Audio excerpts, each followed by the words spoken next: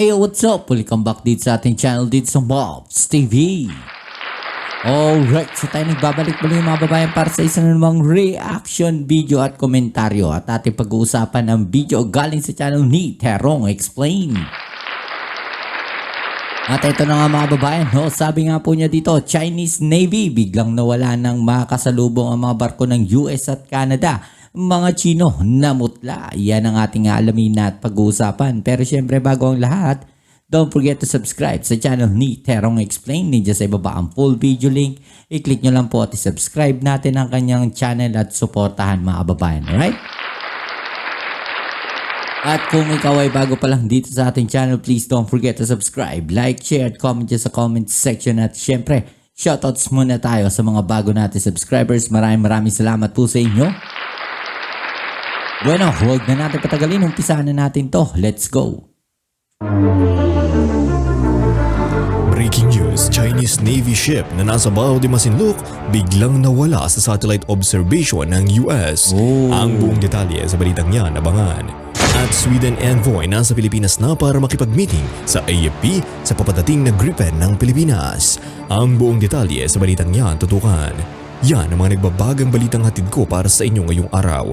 Kaya kung handa ka na kaibigan, abay humanap na ng pwesto at makinig ng mabuti upang walang mamiss na impormasyon.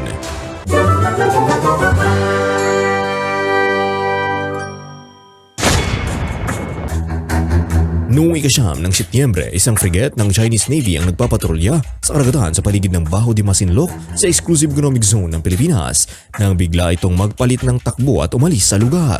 Ayon sa ulat ng Taiwan News, ito ay isang hindi pangkaraniwang hakbang dahil ang mga barko ng China ay karaniwang nagpapanatili ng matatag na mga ruta ng patrol habang iginigiit ang pinagtatalo ng pag-aangkin ng South China Sea ng Beijing. Ang ulat ay nagpapahiwatig na ang dahilan ng mabilis na pag-urong ng barko ay ang pagdaan pala ng dalawang magkaalyadong sasakyang pandagat sa Taiwan Strait sa timog. Ang USS Ralph Johnson, isang Arleigh Burke-class destroyer mula sa US 7th Fleet, ay lumilipat kasama ang Royal Canadian Navy frigate na HMCS Ottawa.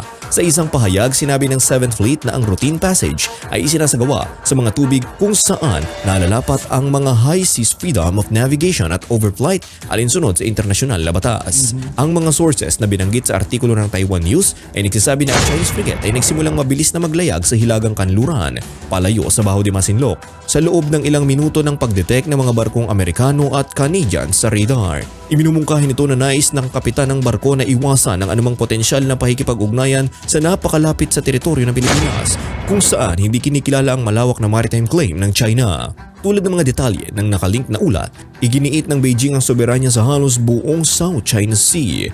Sa kabila ng nakikipagkompetensyang pag-aangkin sa teritoryo sa ilalim ng internasyonal na batas, gayunpaman hinamon ng Washington at mga kaalyado nito ang kalayaan ng mga operasyon sa pag-navigate sa mga pahayag na ito. Ang Taiwan Strait Transit ay lumilitaw na ikinabigla ng Chinese Navy na nagpapatibay ng balanse ng kapangyarihan at pinag-uusapan araw-araw sa dagat sa pagitan ng China at mga kalabang claimant sa rehiyon. Ang pag-aangkin ng China sa South China Sea ay matagal nang pinagtatalunan sa relasyong pandaigdigan. Ang 9-dash line ng Beijing na ngayon nga ay in-update na bilang 10-dash line na pumapalibot sa halos lahat ng South China Sea ay naging pinagmulan ng mga alitan sa mga kalapit na bansa tulad ng Vietnam, Pilipinas at Malaysia. Ang mga bansang ito ay nakikipagkompetensyang pag-aangkin sa teritoryo ng magkakapatong sa malawak na mga pahayag ng China. Para sa Maynila, ang tumatakas na frigate ay kumakatawan sa isang maliit na tagumpay sa gitna ng lumalagong paglabag sa exclusive economic zone nito ng mga sasakyang pandagat ng China.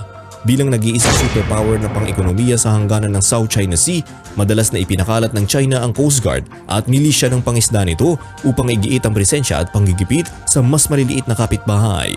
Ang mga pagkilos na ito ay nagdulot ng mga alanhanin at nagdulot ng mga diplomatikong insidente na nanganganib sa paglala ng mga tensyon kung hindi maingat na pinangasiwaan sa pamamagitan ng bukas na komunikasyon at paggalang sa mga legal na pamantayan. Ang hindi inaasahang pag-alis ng isang barkong pandigma ng China pagkatapos ng pagdaan ng mga barko ng US at Canada ay nagmumungkahi ng patuloy na pagsubok sa paglutas sa pagitan ng mga nakikipagkompetensyang interes sa pinagtatalo ng daluyan ng tubig. Ang South China Sea ay nanatiling isang rehiyon ng geopolitikal na kahalagahan, hindi lamang para sa bansang direktang kasangkot, kundi pati na rin para sa pandaigdigang kalakalan at seguridad. Hanggat ang magkakapatong ng mga karapatan sa teritoryo at mapagkukunan ay nanatiling hindi nare-resolba maresolba ang mga katulad na engkwentro na nagdadala ng mga panganib ng maling pagkalkula ay maaaring magpatuloy na mangyari. Dapat ituloy ng lahat ng panig ang mga diplomatikong solusyon at pigilan ang mga hindi pagkakaunawaan na lalong tumitindi sa dagat. Ang internasyonal na batas, partikular ang United Nations Convention on the Law of the Sea, ay nagbibigay ng balangkas para sa pagresolba ng mga hindi pagkakaunawaan sa South China Sea. Binibigyang diin ito ang kahalagahan ng kalayaan sa paglalayag, mapayapang paglutas ng hindi pagkakaunawaan at ang paggalang sa soberanya ng bawat teritoryo. Ang diplomasya ay nanatiling napakabisang paraan upang tugunan ang komplikadong web ng mga makikipagkompetensyang paghahabol at interes sa South China Sea. Ang mga panrehiyong forum tulad ng Association of Southeast Asian Nations o ASEAN ay maaaring gumanap ng isang kritikal na papel sa pagpapanatili ng dialogo at pagpapaunlad ng kooperasyon sa mga kalapit na estado. Ang kamakailang insidente na kinasasangkutan ng hindi inaasahang pag-atras ng Chinese Navy frigate ay nagpapakita lang ng maselang balanse ng kapangyarihan at patuloy na mga alitan sa South China Sea.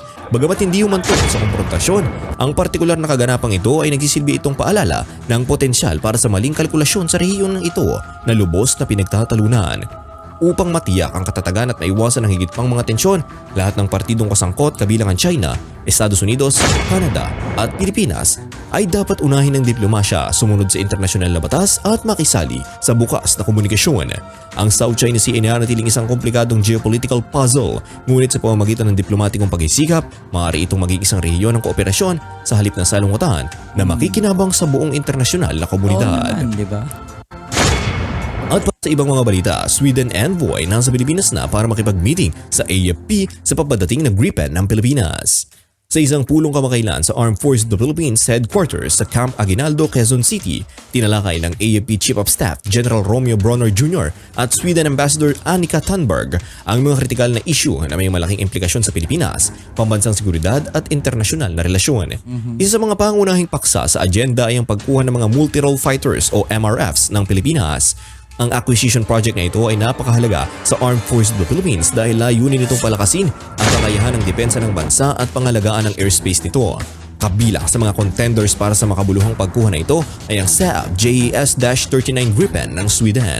Ang Gripen ay kilala para sa kanyang versatility at advanced na mga kakayahan na ginagawa itong isang nangungunang pagpipilian para sa Philippine Air Force.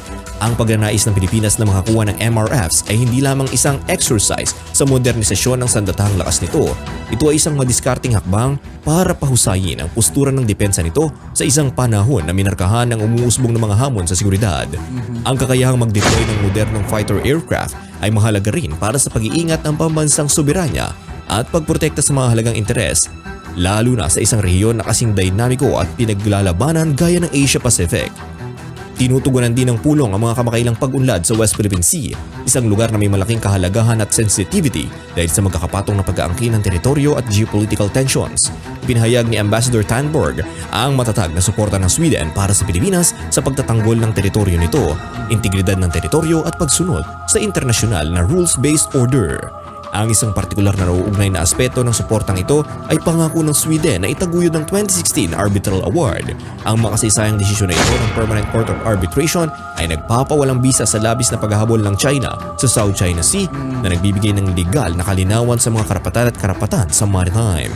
Ang paninindigan ng Pilipinas sa Arbitral Award ay umani ng internasyonal na suporta na binibigyang diin ang kahalagahan ng pagsunod sa internasyonal na batas sa paglutas ng mga alitan sa dagat.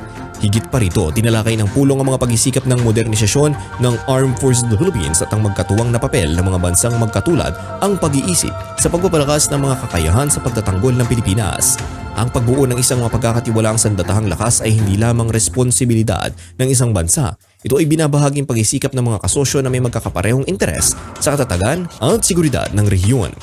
Binigyang diin ni General Bronner ang pangako ng Pilipinas na protektahan ang soberanya at integridad ng teritoryo, partikular sa konteksto ng outpost nito, ang BRP Sierra Madre. Ang grounded vessel na ito ay nagsisilbing simbolo ng dedikasyon ng Pilipinas sa mandato nito bilang tagapagtanggol ng bayan at estado. Bukod dito, nilinaw ng AFP Chief of Staff na hindi papayagan ng Pilipinas ang China na magdikta ng mga aksyon nito tungkol sa BRP Sierra Madre at West Philippine Sea. Ang matatag na paninindigan na ito ay binibigyang diin ng determinasyon ng bansa na igiit ang karapatan at itaguyod ang internasyonal na batas sa harap ng masalimuot na dinamikong rehiyon Ang West Philippine Sea ay nanatiling focal point para sa mas malawak na geopolitical landscape ng Indo-Pacific region. Nagpapatuloy ang mga tensyon dahil sa magkakapatong na paghahabol sa teritoryo, kompetisyon sa mga resources at mga estratehikong interes. Ang pangako ng Pilipinas na pangangalaga sa teritoryo nito at pagsunod sa internasyonal na batas ay isang patunay sa tungkulin nito bilang responsable at may prinsipyong bansa sa rehiyon. Ano ang palagay mo sa mga balitang ito, kaibigan? Ibigay ang iyong opinyon sa ibaba. Alright, siya mga babae, no?